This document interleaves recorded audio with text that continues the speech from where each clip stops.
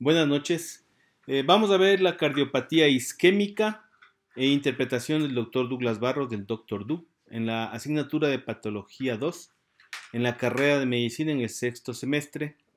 Recuerde que esta es una interpretación de la patología estructural y funcional de Robbins.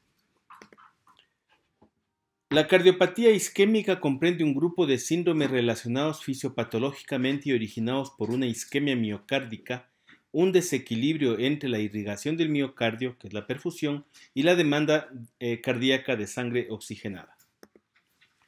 No solo limita la oxigenación de los tejidos y por lo tanto la generación de ATP, sino también la disponibilidad de nutrientes y la eliminación de nutrientes. En más del 90% de los casos, la isquemia miocárdica es consecuencia de obstrucción del flujo sanguíneo de las coronarias por ateroesclerosis. Por lo tanto, la cardiopatía isquémica es más conocida como enfermedad arterial coronaria. La progresión es lenta hasta de décadas, puede ser silente, por lo que se cree que la cardiopatía isquémica es una manifestación prolongada de una ateroesclerosis iniciada en la infancia y adolescencia. La cardiopatía isquémica se presenta con uno o más de los siguientes síndromes: infarto agudo de miocardio, angina de pecho o angina pectoris o dolor de pecho. La isquemia no es bastante grave para producir infarto, pero puede ser un presagio. En la cardiopatía isquémica crónica con insuficiencia cardíaca y la muerte súbita cardíaca. A más de la ateroesclerosis, la cardiopatía isquémica puede ser causada por émbolos coronarios, inflamación de vasos miocárdicos o espasmo vascular. Oclusiones vasculares moderadas pueden ser significativas cuando aumenta la demanda, como la hipertrofia miocárdica, hipoxemia e hipertensión. Acá una hipertrofia miocárdica.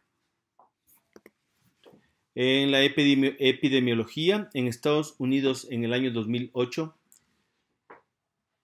se produjo 1 de cada 6 fallecimientos fue causado por cardiopatía isquémica, aproximadamente 400,000, y en el mundo 7 millones de muertes al año. En 1963 fue la tasa más alta de muertes por cardiopatía isquémica. En la actualidad se ha reducido esto en un 50% debido a la prevención que se ha conseguido modificando factores de riesgo como el tabaquismo, la hipercolesterolemia, la hipertensión arterial, manteniendo valores estables de glucosa en diabéticos, control de la obesidad y ejercicio.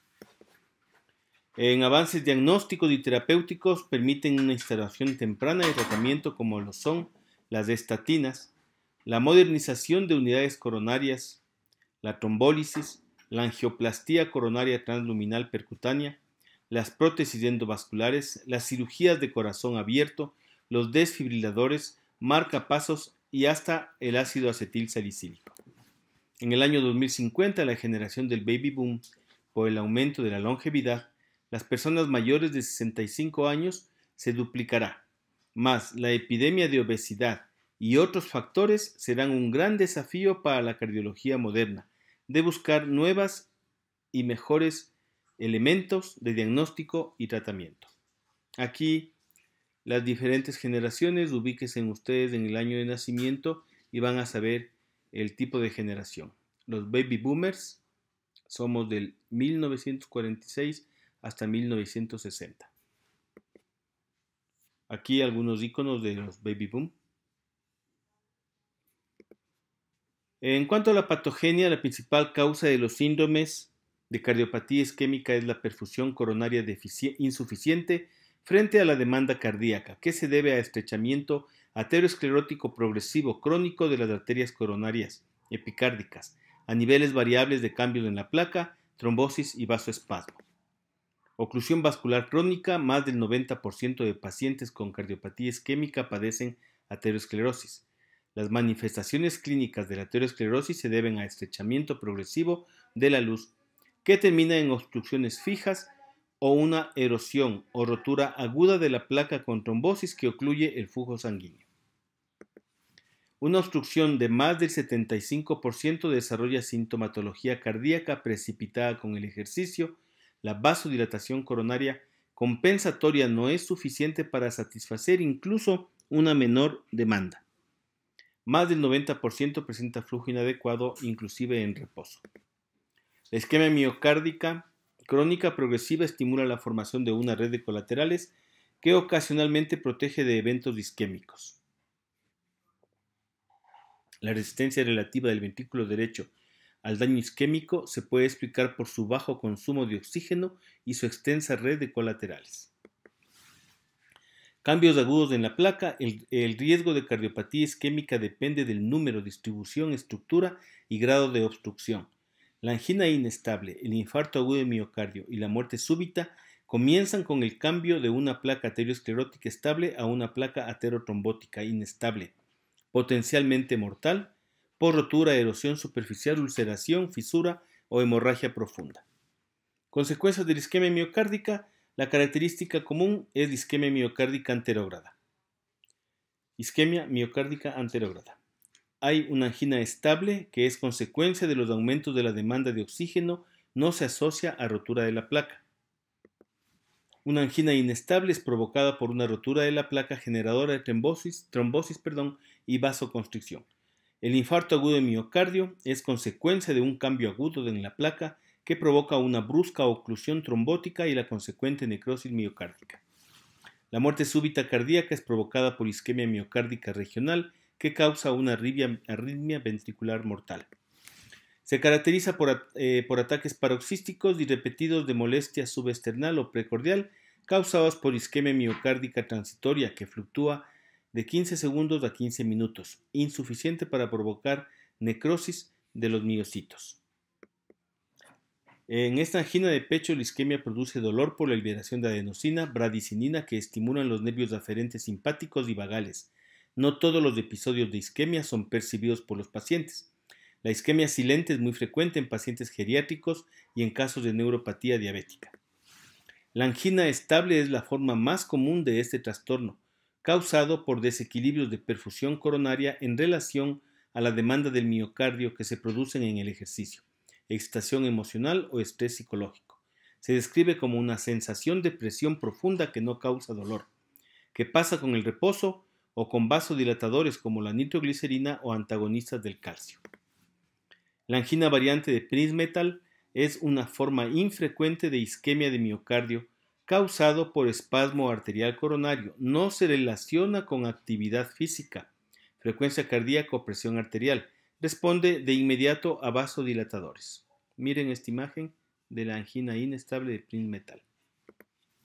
Angina inestable o progresiva hace referencia al patrón de angina o molestia torácica de frecuencia creciente, prolongada, más de 20 minutos, intensa. Se manifiesta como dolor intenso con poca actividad física o en reposo. Se produce por rotura de una placa de aterosclerosis. También se le conoce al infarto agudo de miocardio o el infarto de miocardio, también se le conoce como ataque al corazón. Es la muerte del músculo cardíaco por una isquemia grave prolongada. En Estados Unidos se presenta en 1.5 millones de personas al año.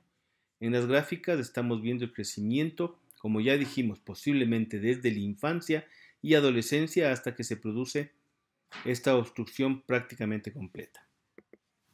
Incidencia y factores de riesgo. El 10% afecta a menores de 40 años, el 45% afecta a menores de 65 años, por lo tanto es importante tomar en cuenta la edad de entre 40 y 65 años. Blancos y negros se afectan con la misma frecuencia. Los hombres tienen mayor riesgo relativo. En la edad reproductiva las mujeres están protegidas. La menor producción de estrógenos en etapa premenopáusica se puede asociar a enfermedad arterial coronaria acelerada, lo que hace que la cardiopatía isquémica sea causa de muerte en mujeres en edad avanzada. La reposición hormonal sustitutiva no ha demostrado efecto protector alguno.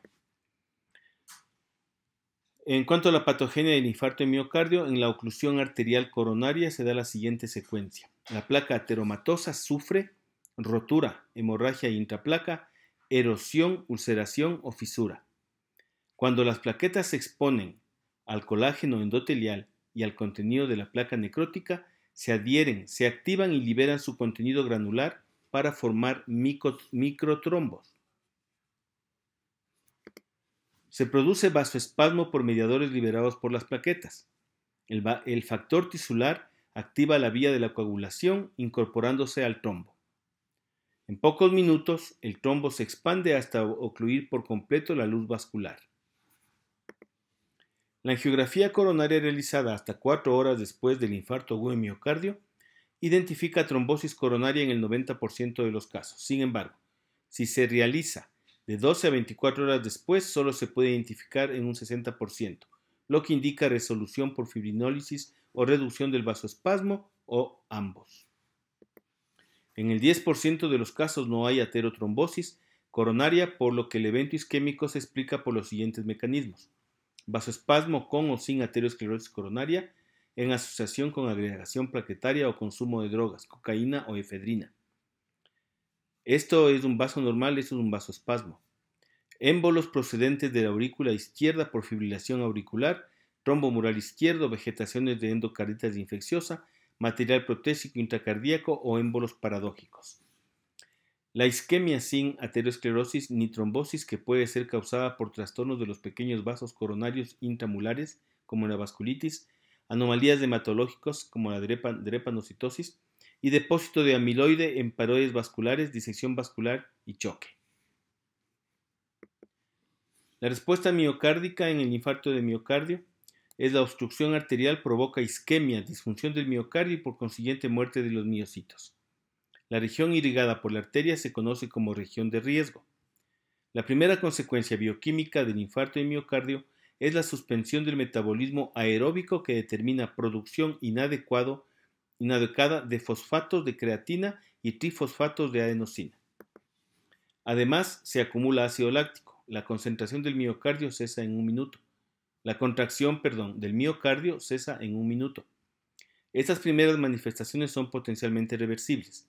Solo la isquemia grave, flujo sanguíneo de menos del 10%, de entre 20 y 30 minutos de duración, provoca necrosis irreversible de los miocitos. Aquí, un algoritmo de cómo se da en la cascada de la isquemia miocárdica: perfusión, alteración diastólica, alteración sistólica, alteración en el EKG y dolor anginoso. Este retraso del inicio de la lesión permanente nos permite realizar un diagnóstico e intervención rápida. El primer rasgo detectable de necrosis miocítica es la pérdida de integridad de la membrana del sarcolema, que permiten que las macromoléculas extracelulares pasen al intersticio cardíaco, a la microvasculatura y a vasos linfáticos. Este escape de proteínas miocárdicas intracelulares a la circulación constituye la base del diagnóstico. La dirección de la isquemia es de afuera adentro, por lo que la lesión isquémica irreversible se produce primero en el subendocardio.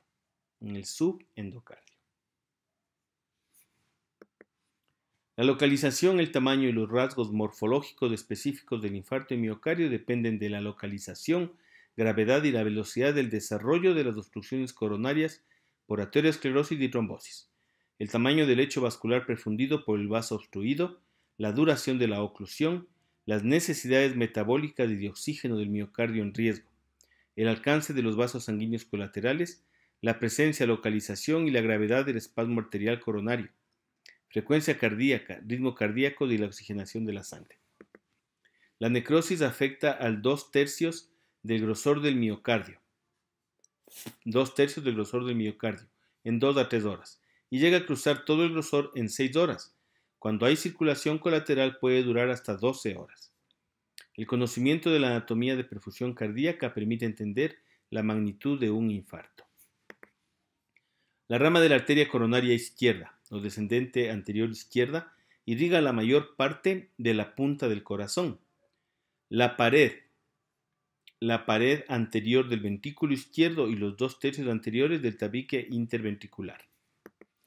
La arteria coronaria derecha o la circunfleja irriga el tercio posterior del tabique y se llama dominante. En una circulación dominante derecha, la arteria coronaria derecha irriga toda la pared libre ventricular derecha, posterobasal del ventrículo izquierdo y el tercio posterior del tabique interventricular en el 80% de las personas. La circunfleja perfunde solo la pared lateral del ventrículo izquierdo.